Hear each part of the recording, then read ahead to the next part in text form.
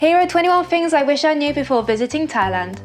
So myself and my husband Corey have been to Thailand a few times over the years. So we did one trip years and years ago, and last year, towards the end of last year, we did a 3-month road trip around Thailand, and we just love Thailand as a country. We love the people, they're so lovely. We love the food, just gorgeous, and yeah, it's one of our favorite destinations to visit. It's perfect for first-time backpackers. It is also perfect for people having their first experience of Southeast Asia. It's a great place. It has the beautiful mountains in the north, the tropical paradise of the south, and all of the cultural experiences you can have there. And so yeah, let's get into it. These are 21 things I wish I knew before visiting Thailand. Starting off with visas, there has been a new update as of July 2024. They have doubled the time that tourists are allowed to enter visa-free into Thailand. It used to be 30 days and now it's 60 days. And it's also been up to 93 different countries for different passport holders. So you do not need to apply for your tourist visa beforehand if you want to visit for less than 60 days. You can just get a visa on arrival as you enter Thailand. The best time to go to Thailand is between November and February. This is when the weather is at the most predictable. You're going to get really nice, dry, sunny days, which is perfect for your holidays. And it's also the UK winter, so obviously it's going to be super popular. But around Christmas is also when it's the most expensive in Thailand. On the opposite end of the scale, monsoon season between July to October is when you're going to get all the crazy wet weather and also the cheapest deals around the country. Also saying that the weather also depends on where you are. So the area around Koh Samui and the islands there, they get more unpredictable weather leading even into Christmas. We spent a whole month in Koh Phangan in December and it was absolutely wild the whole time. I think it rained for an entire month pretty much and we had crazy storms. So do check which region you're going to because the weather can change slightly depending on where you are. Next up is the itinerary that you may want to take in Thailand or the route, and we have made the mistake twice of flying into Bangkok first. However, it's also the major international airport of Thailand, so obviously it's the easiest to fly into there. But because it's centered right in the middle of Thailand, it means that you're stuck between the north and the south. And last time we went to Thailand years ago, because we were in Bangkok, we decided just to go down south, and it meant that we missed the whole of the north area of Thailand. So a lot of people do recommend flying into Phuket down in the south, and then you can create your itinerary going up through Thailand to Bangkok and then further up to the north into Chiang Mai. Alternatively, you can also fly into Chiang Mai and then go down the country. So that means you're not having to go from Bangkok north back to Bangkok and then south and then maybe back to Bangkok to fly out. It's just the geographic location of Bangkok being in the middle means that a lot of people kind of have to double back on themselves, which is okay. But if you just want to do one like continuous trip, then maybe start in the north or south. I think Phuket probably has more options for flights, so that could be a good option and continue going north. Now, something that we didn't do on our first trip to Thailand, but we did do in our second trip, and it is a must do, you have to get this done, and that is to get your international driver's license. It's a pretty cheap and easy process to get yours, and it might save you a bit of a headache in the future, because if you do want to drive in Thailand, it's actually the law to have your international license, and this is how a lot of tourists get tricked out by police because they don't really know this, and that's how they get the big hefty fines when they don't have their license. You can still have maybe your normal license, but if you don't have your international license, then that is how they get you. Following on from that, I want to talk about driving in Thailand. It was something that I was a little bit nervous about because we actually hired a car on our last trip. We did a massive road trip from Chiang Mai down to Phuket. And in between, when we were on some of the islands, we also got a scooter to get around. And in our first trip to Thailand, we also used the scooter a lot. So Thai roads are the same to the UK and Australia and New Zealand. They all drive on the left side of the road, which was pretty good for us because we're both from the UK and New Zealand. So that was all right. Driving on the roads in the car was pretty good, actually. It wasn't as crazy as we expected. We've definitely been in crazier places like Cambodia and even Italy. They're pretty wild drivers there. But Thai roads, you just have to be careful mainly of the dogs on the side of the road. That is a big factor for us, especially on the motorway. You'd see dogs, which was pretty scary, but just slow down and be careful. And obviously you have the occasional potholes and stuff like that, but overall the motorways were fine. And scooters, of course, don't hire a scooter if you don't have much experience on one, or maybe ask someone if you can just practice on a scooter for a little while to get used to it. There's so many people having crashes in Thailand or Bali or somewhere like that because they get a scooter and they don't have the experience. So I generally just leave it up to Corey and I sit on the back, but definitely get a helmet as well because we have seen far too many crashes and it's just ruins your holiday, could be super dangerous. And of course have your health insurance as well. When we were choosing where to stay around Thailand, we just mainly use booking.com and sometimes I think Agoda, or would shop around for the cheapest deal, but Most of the time it was Booking.com, especially if you have the Genius discount. I mean, it's great on there because it was quite flexible. Sometimes we could choose to include breakfast, or we would have quite a nice window of cancellation or changing dates. So Booking.com was really our go-to. It's probably the easiest way just to find accommodation around Thailand. I don't think that we tried any Airbnbs on this trip, so yeah, Booking.com was pretty much the way to go, and that was how most people choose to book the accommodation in Thailand too. Most of the places are going to be on there, or maybe hostels.com if you want to look for strictly backpacker accommodation, but also they're on Booking.com too. And when it comes to the budget, something that we learned was that the north is much cheaper than the south. We really noticed this difference in accommodation prices, and the cost of food eating out was slightly cheaper, but I think the main area we noticed it was accommodation. And I guess the reason is because it's just so much more touristy down south. A lot of people go into Phuket and they go to all the islands. That's the big tourist stop for Thailand, but northern Thailand should not be missed. It's absolutely beautiful. Chiang Mai and Pai and all those areas are gorgeous, and the bonus is that it's cheaper too. So if you want to go and visit Thailand and you are on a tight budget, or towards the end of your trip and your money is getting low, then just head north. If you're on a backpacker budget in Thailand, then I would recommend at least $25 a day, US dollars, up to around $50 a day, and that should see you for food, accommodation, and maybe like the odd activity or just a bit of spending money. If you're on a mid-range budget, I'd probably push it up to around $60 to $100. That should get you, you know, out of the backpackers into a fairly nice hotel, probably with a pool, eating out at some nicer places, and a bit more money to spend on maybe more expensive activities. And then if you're wanting a luxury stay, I mean, you can pay as much as you want, but you'd probably want to be looking at a few $100s a day, maybe $200-300 at least up. And that'll get you into the super nice resorts, because there's some really gorgeous resorts around Thailand. There's some obviously more expensive restaurants you can eat in, but I think you're going to see that your money goes towards accommodation when you're going to push your budget. A lot of the activities, I guess, are similar prices, and the food is generally cheap everywhere, really affordable. And of course, scooters and stuff all stay the same price, but if you want to really push the budget, then it's going to go on accommodation. The biggest takeaway that we notice, especially now, is that cash is still king in Thailand. We've done a lot of traveling over the past few years, and we've really noticed people moving towards, obviously, a cashless society. But this is still not relevant in Thailand. They still love their cash, so always have cash on you, because you don't want to be stuck out. Like, if you run out of cash, you may not be near an ATM, you might be in a tricky situation, because it's still the way to go. Now, getting cash out, you have to go to the ATM, and they always charge a fee. It's usually 220 baht. However, we managed to find a way around this, and it saved us a lot of money in the long run, especially because we were there for a long time and we needed a lot of ATM trips. What we would do, we'd go into the bank itself with a passport and get a cash advance. So that meant that we could get money directly from the bank, and we didn't have to pay the ATM charges. So that was definitely a great tip that we learned along the way. Getting around Thailand is pretty easy. There is loads of ferries and buses. You can go to the independent stores and just book your tickets. However, most of the time we just booked through the website 12go.asia, and they compared all of the different bus services or ferry services. So example, if I wanted to get a ferry from Phuket to Koh Phi Phi, then I would go in there and it would show me the different services, maybe like the cost of a slow boat and the cost of a speedboat, and then I could just book what was suitable for me. So we booked most of our ferry and buses through that website, and also we did use a train in Thailand. We used one from Bangkok to Chiang Mai, and we just booked that directly from the train station in Bangkok. Then we struggled with booking it online, so we just went directly to the train station. But most of the time, if you are traveling backpacker style around Thailand, you're probably going to go with the buses. And yeah, 12go.asia, that was a really good website. We managed to book all of our stuff through there. When it comes to phone data in Thailand, you're probably going to find a lot of SIM packages there and some really good deals. However, this time around we decided just to get an eSIM, and we found that was really easy.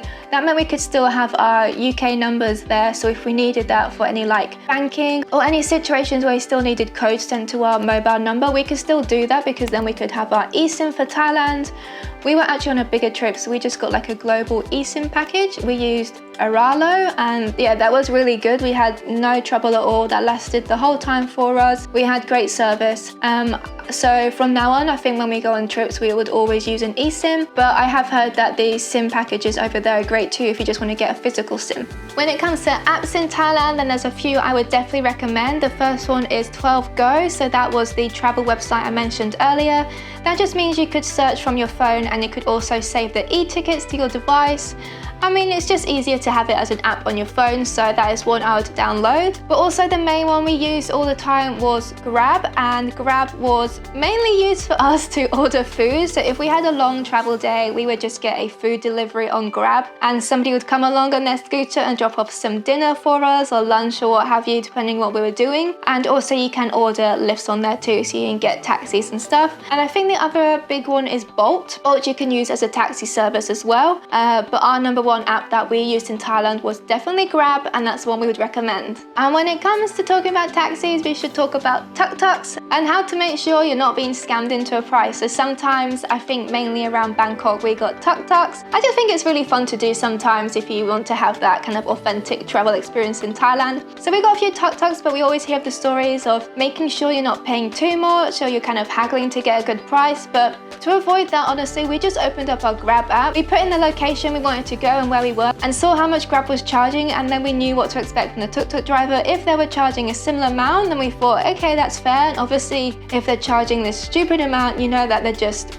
trying to make some money out of you. So that was quite a good tip that we just learned along the way, was to have a look at Grab, see what they're charging, and then you have an idea of what the tuk-tuk should be charging too. When it comes to eating and drinking out in Thailand, first of all, Thai food is amazing. It's my favorite cuisine. You're gonna have an absolute blast when it comes to eating out. But when it comes to the sanitary side of eating and drinking out, then there are a few tips. I would always recommend buying bottled water in Thailand. Just, you don't want to get a funny belly, and you're likely to get a funny belly if you start drinking the tap water. So I did always buy water. But when it came to food, I really wasn't too fussed. Like generally, overall, like I didn't get sick, and I feel like you're gonna have a much riskier time in Bali eating out than you are in Thailand. Like Thailand, I've spent quite a few months there overall over time. And I have a sensitive stomach, and sometimes I did get a little funny belly, but I never got sick. I never vomited or anything. I don't eat meat, so I am plant-based, so maybe I saved it there. But yeah, I never had a funny belly. I think you're okay. I don't think you have to stay away from like salad or veggies like you do in Bali. Obviously, if you do get a funny belly, then just make sure you have a little kit ready to go. I always make sure I have the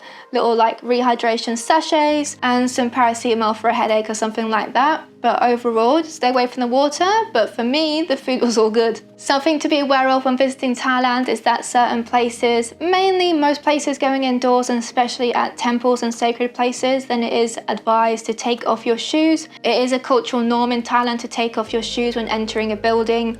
We even did this like entering any sort of cafe or restaurant. There would just be all of the shoes outside on the steps. And honestly, like I really enjoyed it. Like I felt it was nice to take off your shoes. I don't think it's too unusual for many people, maybe other than Americans, because I think they're big wearers of shoes indoors. I mean, we're living in Oz now, lived in Oz for quite a few years, and they like to go barefoot too. For me, like I enjoy taking off my shoes and going and sitting down at a table for a cafe or, you know, stuff like that. But especially in temples, you have to take off your shoes. It would be really disrespectful for you not to do that. And it's just something you get used to, and you always have the reminder. They usually have a little sign, or you'll just see the pile of shoes. So from that, I'd recommend some shoes that are easy to slip on and off, because you'll be doing that all day. The type of clothing that you want to pack in Thailand should just be really loose fitting, comfortable, lightweight. It's a hot country. It can be humid and sticky. So anything baggy and nothing that's going to be like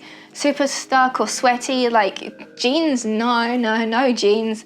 Just stuff like this, like really loose fitting clothes, stuff that's light to carry. If you are stuck in some bad weather, then maybe just like a really lightweight waterproof jacket or something like that. But like I said earlier, sandals are great too, because you're gonna be taking your shoes on and off all day. So just pack lightweight, comfortable and loose. And of course, don't forget your sun safety, like your hats and your sunnies. And something I noticed when I was there is that there's not a great option for sunscreen in Thailand, and the options that they do have are expensive. So if there's a particular brand that you like from home, or you want to save some money, then buy that in your home country and pack that in your suitcase and bring that to Thailand. Something I should add that is when you're going and visiting certain temples, they do want you to dress a certain way. Usually it's covering your shoulders and your legs or your knees. So I just always had like a scarf or a shawl that I would have in my bag. So whenever we entered somewhere like that, I could just wear it. I think Corey just had a really light shirt in his bag as well in case he needed it, but they would also allow you to hire some clothing items, usually at the like sacred sites or temples, so you weren't really ever really caught out. Maybe sometimes if there was like maybe sold out, or there was just not really, or it wasn't a really popular tourist destination and they weren't hiring any clothes, you may not be allowed to enter certain areas. But yeah, just having a little shawl or something like that, or maybe a sarong that you can wrap around you in your bag is really useful. The language barrier in Thailand really wasn't too bad. A lot of people there do speak English, especially in the tourism industries or in the hotels, in the cafes. Like they have so many English speaking tourists, so of course it's really not too hard to get around. There's a few phrases that I would recommend learning, like hello, goodbye, thank you especially. That really goes a long way as well, just saying that to the local Thai people. But if you're in tourist places, you're really not going to struggle. They do speak a lot of English, and it's only in the really rural areas where you may have a spot of trouble. But for that, make sure you just have like a language translator on your app, like Google Translates. I don't think we really used it too much, but sometimes when we did our road trip away from the busy tourist areas, we had that just in case we ran into any problems and we needed to communicate with the locals. Getting your laundry done in Thailand is a pretty easy and straightforward process, though I did learn that it would maybe take a couple of days, and that is generally because they dry all your clothes in the sun outside because the weather is so nice. They don't really use dryers. Some do, but you'd have to pay extra, I think, for that to be done, and I guess that was also considered the quick service. But usually we would just go to a laundrette and we would just drop them a bag. They would charge maybe per bag, or they would weigh it and charge per kg, and then they would just say come back this afternoon or come back in the morning, and then you would just turn back up with your, I think maybe you had like a little ticket number or like your name, something like that they would do, and then you would just pay and you would have all your laundry back. You could also go and just do it yourself. You'd have to maybe go and buy some laundry powder, but you can get that cheap anywhere, maybe at like 7-Eleven or the supermarkets. And some of the hotels also offered laundry service, but they were more expensive, and especially when they were doing like per item, it'd be so much more expensive. So instead you just go to a laundrette and they would do all of your laundry, and it would be so cheap. It would just be I think like a few dollars, which was obviously great, but maybe it'll take a day, maybe a day and a half. But it was a pretty straightforward process, like no dramas. Now we have to talk about toilets in Thailand. Now you can't flush anything down. I mean, you can flush number 1s and 2s, but no paper at all. Of course, if you're from a Western country, you have been brought up being used to flushing your toilet paper, and that is something you have to really get out of the habit of doing, because they just don't have the plumbing to deal with that, so you don't want to block up their sewage systems. So instead they just have a little bin by the toilet. Usually they come and change this every day, but they'll also have like call them bum gums, but you know, like the little hoses by the toilet. I've forgotten the name for them. So you would use that, and then you would use the tissue to dry and put that in the little bin, so it didn't like smell. But it's just something you get used to. Like a couple of times when you first get there, like I was like, oh my god, because I would put the toilet down like just out of habit. But yeah, that is something you just have to try and get into your head, and remember, do not put the paper in the toilet. And the last topic is something that is really, really important, and that is the awareness of the treatment of animals in Thailand. Please, please, please, please do not go and put your money towards these attractions which just exploit the animals. There is still so much of that in Thailand, though they have made some huge efforts to turn this around. You can still see like the harsh treatment of animals, because really tourists pay for them, and if tourists weren't paying for them, this wouldn't be happening. So please don't put your money towards some of these really like exploitative attractions that they have. Instead, do your research, because there are some amazing places to visit. If you're in Phuket, go and visit Soy Dog. This is an amazing charity that rescued all of the stray dogs, and they have just cleaned up Phuket of their stray dogs. They've taught the locals how to look after them, and they've just built this an amazing community. You can go and volunteer there. It's quite emotional, but it's absolutely beautiful. You can also adopt the dogs there too, so people are adopting them and taking them home. That's an amazing place I would recommend. And when it comes to like visiting the elephants and tigers and stuff, general rule of thumb, if they say you're allowed to touch them, then it is not ethical. They may call it a sanctuary, but it is not a sanctuary. If you're allowed to wash the elephants or feed the elephants or stroke the tiger, then that tiger is high as a kite and those elephants are still being used. So we did go to an elephant sanctuary up in Chiang Mai. It's called Elephant Nature Park, and it was completely hands-off experience. These are all these rescued elephants and they were just living their life, and they would take you around just telling you the stories. But yeah, they were also rescuing loads of other animals too, and that seemed to be the most ethical one. There are some others around Thailand, but yeah, just really do your research because it's still an ongoing problem. You see it everywhere throughout the country. You know, there's lots of stray dogs. There's elephants in Phuket just like by the road, and it was just so upsetting. But yeah, tourists are still paying money, but over time, like we have obviously in the past few years, people have really opened up to this, like this is not okay. So yeah, look after those animals when visiting Thailand. And yeah, I hope this has been a great help for you planning your trip to Thailand. It is a beautiful country, the people are amazing, the food is so good, and yeah, we love it there. So just have the best time. Leave a question in the comments if there's anything else you want answered, and thank you for watching. Subscribe for more travel tips, and I'll see you in the next one. Bye.